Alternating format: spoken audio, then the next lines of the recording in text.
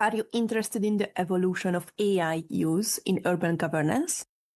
Our summary today works with the article titled Artificial Intelligence and the Local Government, a 5-decade scientometric analysis on the evolution, state-of-the-art, and emerging trends from 2024 by Tan Yigitcanlar, Sajani Senadheera, Raveena Marasinghe, Simon Elias Bibri, Thomas Sanchez, Federico Cugurullo, and Renee Sieber, published in the Cities Journal. This is a great preparation to our next interview with Thomas Sanchez in episode 330, talking about urban and technological evolution. Since we're investigating the future of cities, I thought it would be interesting to see how AI is utilized in urban governance. This article investigates the evolution, current state, and emerging trends of AI in local governments across 5 decades. What is the future for cities? Do you want to learn more about them? Do you want to know how others think about them? Do you want to be part of the conversation? Then this is the right place. Welcome to today's What is the Future for Cities podcast and its research episode. My name is Fanny, and today we will introduce a research by summarizing it. The episode really is just a short summary of the original investigation, and in case it is interesting enough, I would encourage everyone to check out the whole documentation. This conversation was produced and generated with Notebook LM as 2 hosts dissecting the whole research.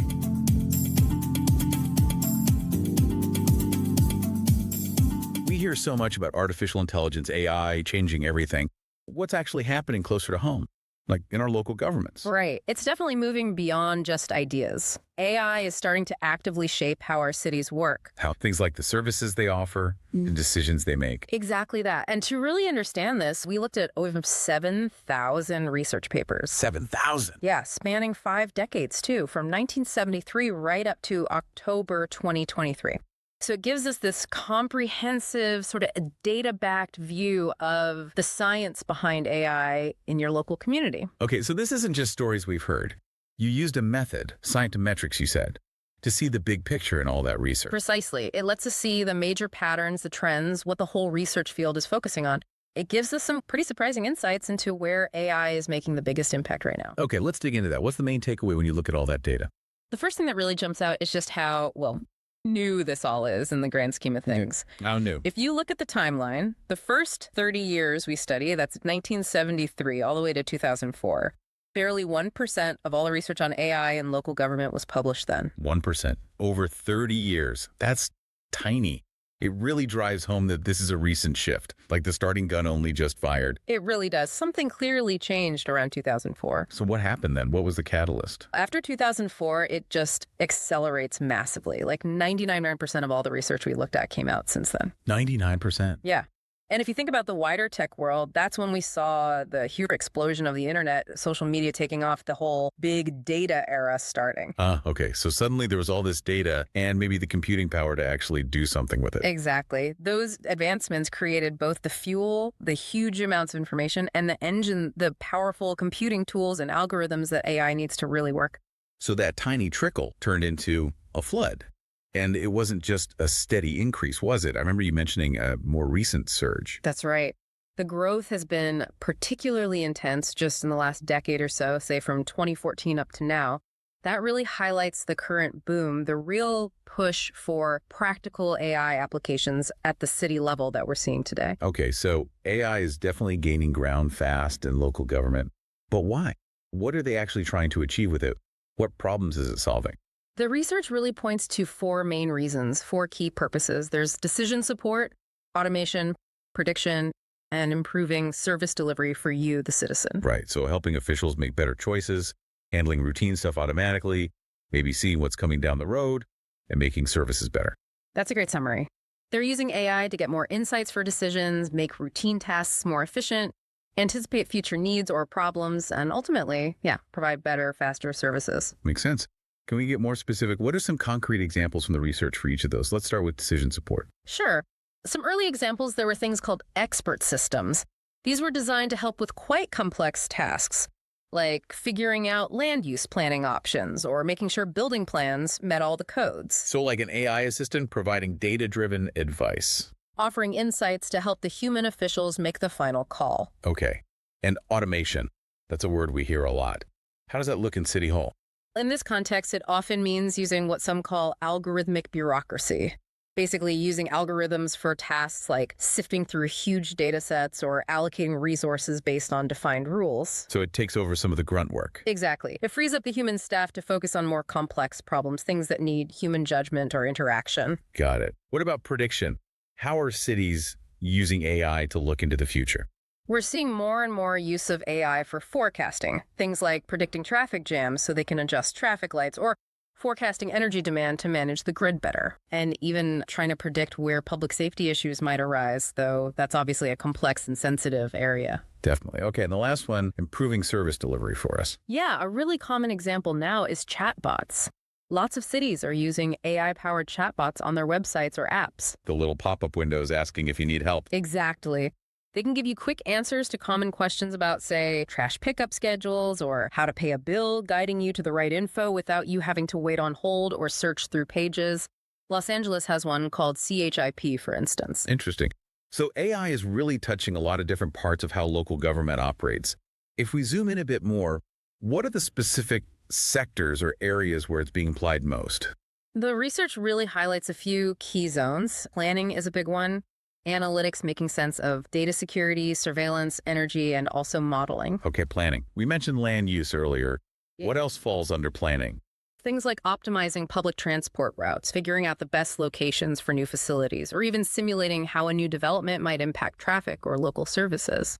And analytics. I guess cities must have mountains of data, right? Oh, absolutely. So machine learning and big data techniques are huge here. They used to spot trends in everything from public health issues and disease spread to understanding infrastructure wear and tear, helping make those decisions more evidence-based. Security seems crucial. How's AI playing a role there? There is a definite growing focus in the research on cybersecurity, using AI to detect hacking attempts or unusual network activity, also looking into things like attack detection more broadly, and even exploring potential uses of blockchain for data security. Okay, cyber threats make sense. What about physical security or surveillance? That can be controversial. It can be, and the research reflects growing use, particularly of computer vision. That's AI analyzing images or video. For what kinds of things? Things like monitoring traffic flow automatically, identifying potential fire hazards from camera feeds, tracking pedestrian activity in public spaces, or even assessing the condition of roads or bridges from images. Right. Okay, energy is another big one for cities. How's AI helping there?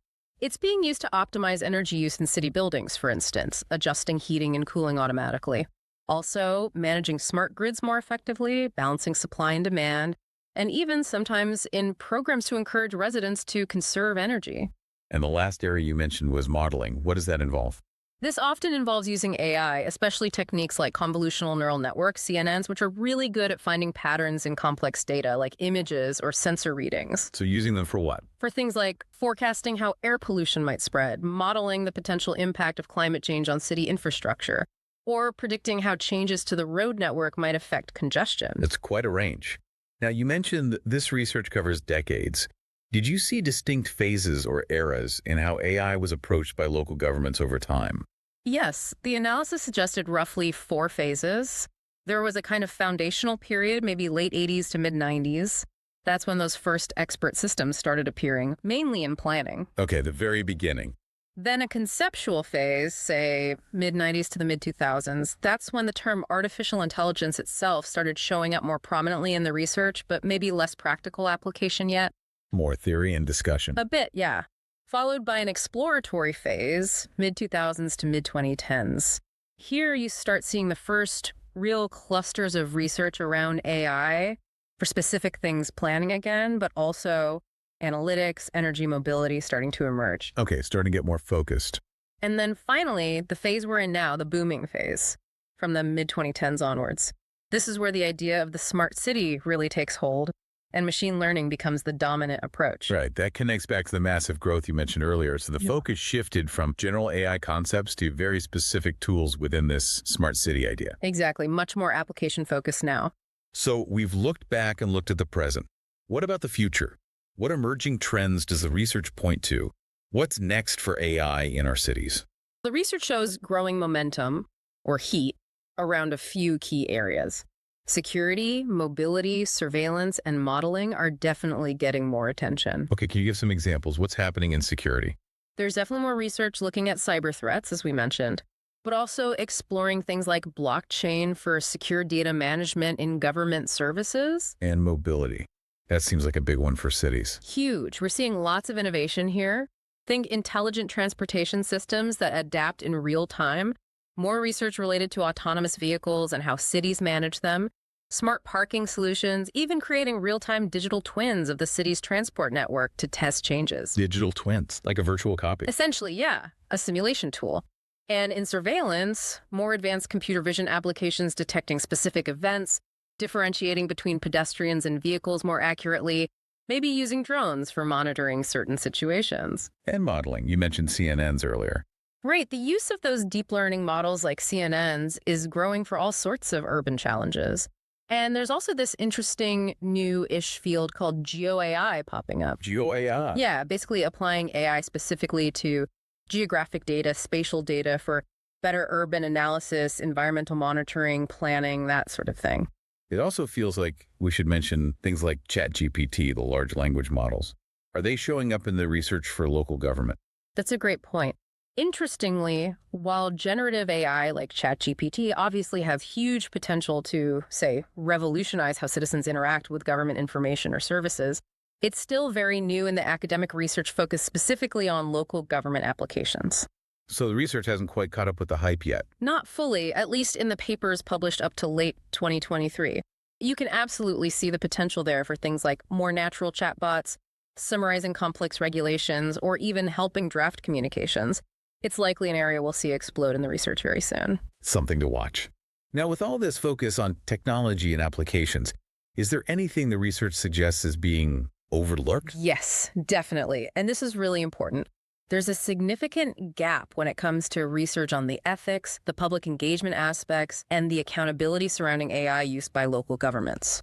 So lots of focus on what AI can do, but less on how it should be done responsibly. Precisely. Terms like AI ethics or responsible AI have started appearing, but it's very recent and still a relatively small part of the overall research landscape we analyze. It seems like a pretty big blind spot, doesn't it? Especially given the potential impact on people's lives. It really does. There's some work on what's called explainable AI or XAI, trying to make AI decisions less of a black box. So we can understand why the AI made a certain prediction or recommendation. Exactly. It's a step towards transparency. But the practical application and effectiveness of XAI in complex, real-world, local government settings, that still needs a lot more investigation according to the literature. So a question maybe for you, the listener, to think about is, as AI gets woven deeper into the fabric of our cities, how do we ensure it actually benefits everyone and doesn't create new problems or biases? That's the critical question, really. Okay. If we boil down this huge analysis, what are the absolute key takeaways? I'd say number one, AI in local government isn't science fiction anymore. It's here, and it's growing exponentially fast. Decades of slow burn, then boom. Exactly. Number two, its main uses right now are really focused on helping make decisions, automating processes, predicting outcomes, and delivering services, thinking planning, analytics, security as key areas. And number three? Number three is where it's heading. Even more focus on security, smart mobility, advanced surveillance, and sophisticated urban modeling. And maybe soon, generative AI applications too. But, and this is a big but, the crucial discussions around ethics, public involvement, and who's responsible when things go wrong, those are lagging behind in the research. That's the surprising and perhaps worrying finding. The technology is racing ahead of the conversation about its responsible use in this specific context. So a final thought to leave everyone with. Beyond the cool tech and the potential efficiencies, what fundamental changes might this reliance on AI trigger in how our cities are run, how decisions are made, and ultimately how we live in them? And maybe more importantly, what role do you have in shaping that future? Definitely something worth pondering. What is the Future for Cities podcast?